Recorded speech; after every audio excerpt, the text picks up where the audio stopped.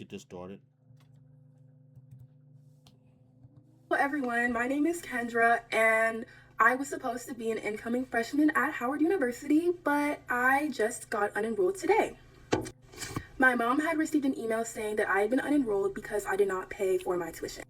Well, that's how it may appear on paper or on email. That is not the case at all, and that is not the case for me and 500 other students.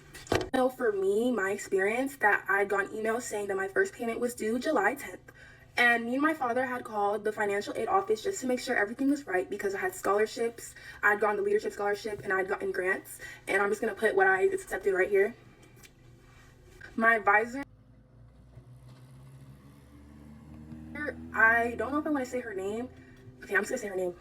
I don't remember. It's either Fana or Ghana. She had told me that I was all covered and I didn't have to worry about anything, and that if I get an email saying that I need to pay July 10th, I can just ignore it. I'm all covered. I'm good. And my father can also verify this as well. In this case, if I call tomorrow and they say I just need to pay whatever I need to pay, that can happen. I will tell you that advisors, student loans, student aid offices, all of these different people, all they're doing is relying information to you that's being relied to them.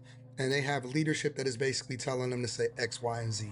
They don't know anything different than what you already know in the same systems that they look into is the same systems that you have access to. So when you calling them, you're just calling them for comfort. You're calling them for confirmation. You're calling them for insight on to make sure because let me just say this. This is not a student problem. This is an organization problem. If hundreds of students have these scholarships and they have these um, setups to where things are supposed to be the way that they're supposed to be, and if other organizations are able to ensure that this happens and this goes through, there's no reason why this organization should be having these issues. So I even want to say that it's not even the advisor's fault and all of this stuff. They just work there and they just relay information over to you that's being relayed to them. But they got to do better. This organization has to do better. Not the case. And I'm being very nice. I'm being incredibly nice, and to as to not, you know, go in any more than I already am going in. But for students, if they have their money together, if they have their stuff together, more than the administration that runs these organizations, then that should be telling about the type of education that you're probably gonna get. People. Well, I got to divert a little bit from what Anton said. I agree with him, and then I divert lightly, slightly, due to the fact that we, I know Anton went to university. I went to university as well. There's a lot of responsibility on the student to make sure they're. It's not high school. Let's start there. It's not high school. This is college. There's a lot of responsibility that's on the young student, American student. Um, and HBCUs always had historically uh, um, a situation where there's been some financial aid, financial problems allegedly over the years with HBCUs, and the government is helping them. So even PWIs, predominantly white institutions, uh, traditional colleges across the American landscape have problems too, financial issues as well. They might have a strong endowment than HBCUs, but there is issues on every campus across the public and private. Now, these are students. This student is coming in as a freshman, straight out of high school. So she's right out of high school. The high school K 12 system is different from now you're going into the adult system. And if your parents not haven't had a lot of experience working with administration and institutions like the financial aid office, the missions, the financial scholarship office, registration office, advising counseling office, these are all different departments that help the student. This is a moving organism. These institutions, academia institutions.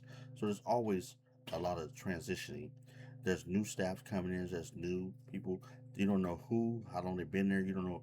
Also, work studies. There's work studies working in these different departments, different skill set. So you don't know who you're dealing with, who you're talking to. So it's a lot of you got to put a lot of work in on yourself. Yourself, like going to these institutions, work with the financial aid office, working with the scholarship department, make sure they got what you need. Then that the tuition is paid, not just said it was paid, but there's a zero out count. You don't know what's going on in an institution, so you got to. This is basically when you go to college, you're learning time management. You're learning how to facilitate. You're learning how to be proactive in your academic experience. You're learning all these different new, or more in depth uh, skills you got to use. You learn to communicate on a different level than high school. In high school, everything's pretty much done for you. You just got to show up from in the morning and to the evening. Now everything's on your responsibilities more than ever before. So you work with parents, you don't know how much they've been into this situation or how less they have the experience working with these different department heads. So there's so much. This system is gigantic, and you have to have uh, people to support you. You have to be more proactive. Uh, you have to be able to communicate on a different level. To find out, you have to go up to the campuses and find out as you're transitioning because you don't know what's going on really.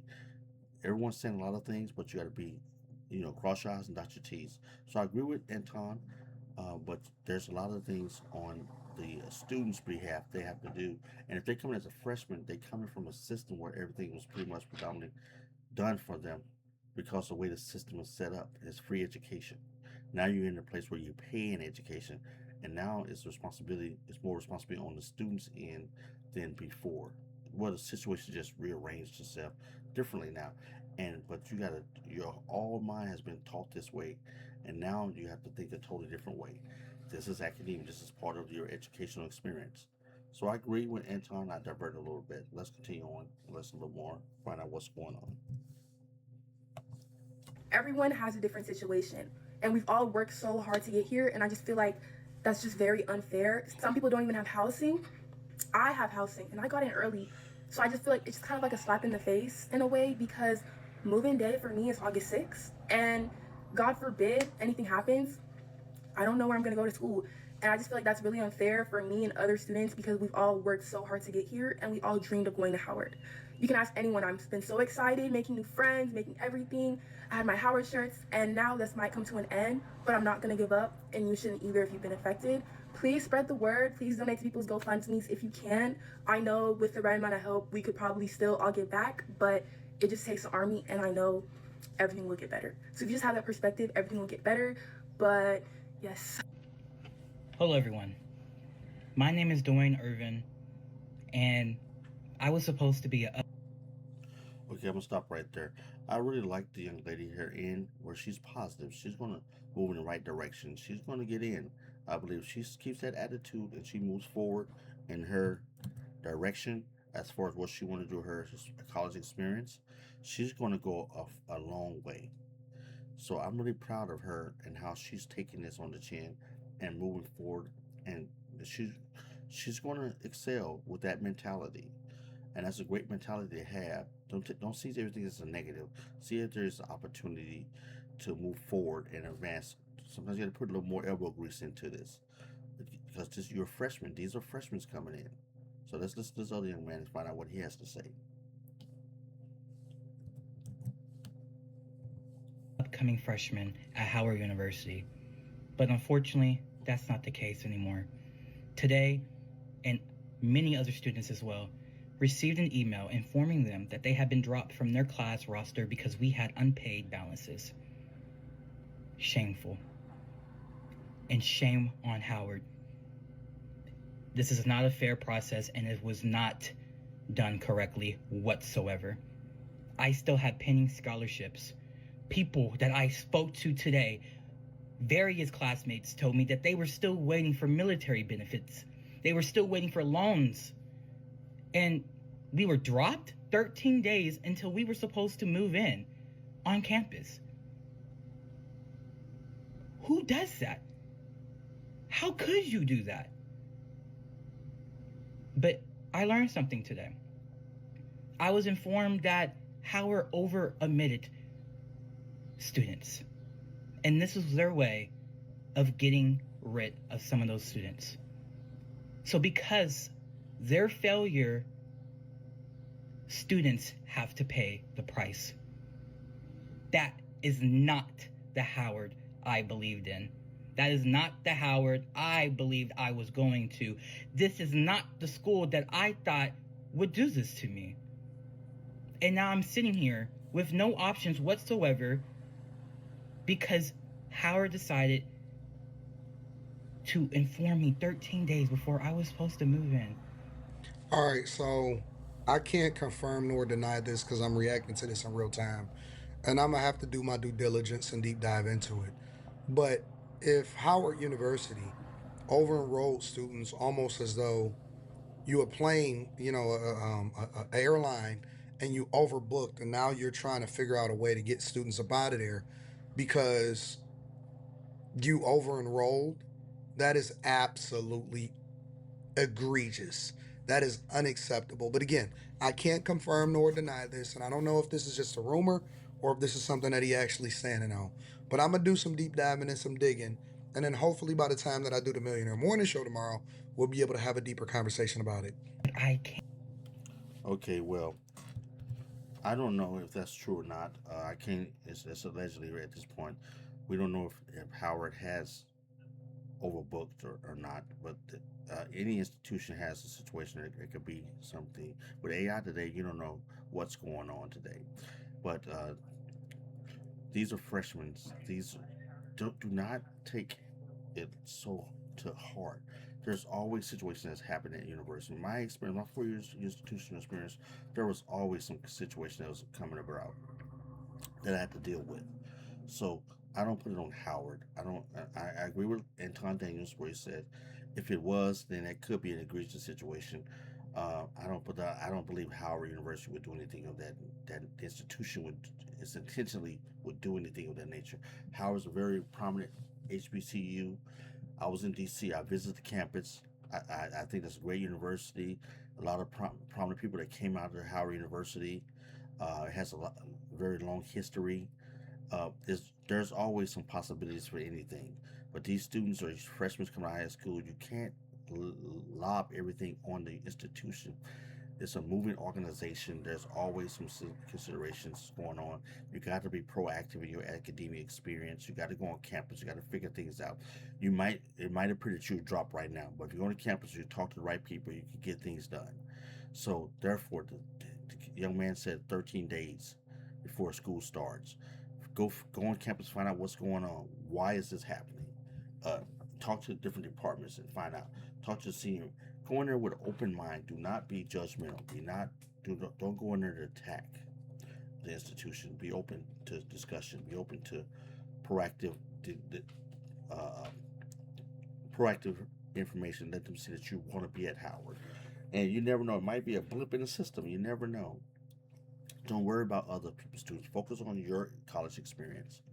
So I think there's a lot of opportunities here, but do not take it take it necessarily so personal. Take it as an opportunity. I know I'm not saying this is your college experience and you want to be here, but you got to be open and you got to be willing to go and put in some elbow grease and some leg work and figure out what's going on entirely. They're not just over phone call or email. A lot of these kids today they do email. You got to go. You got to get out there and go on that university campus. Go to different departments, find out what's going on, track things down. Sometimes it's just a mistake. You'd be surprised. You'd be surprised. You're like, what? That was it. And now you're back on track. So you never know what the situation is, but do not take it personal. Take it as a learning opportunity and move forward. So I wish these young people the best. I hope everything worked out for them. But I can't imagine how universities doing anything of this nature deliberately. So we'll figure it out. As Antonio said, he's going to do some deep. He's just react to it right now. He's going to do a deep dive later and find out what's going on.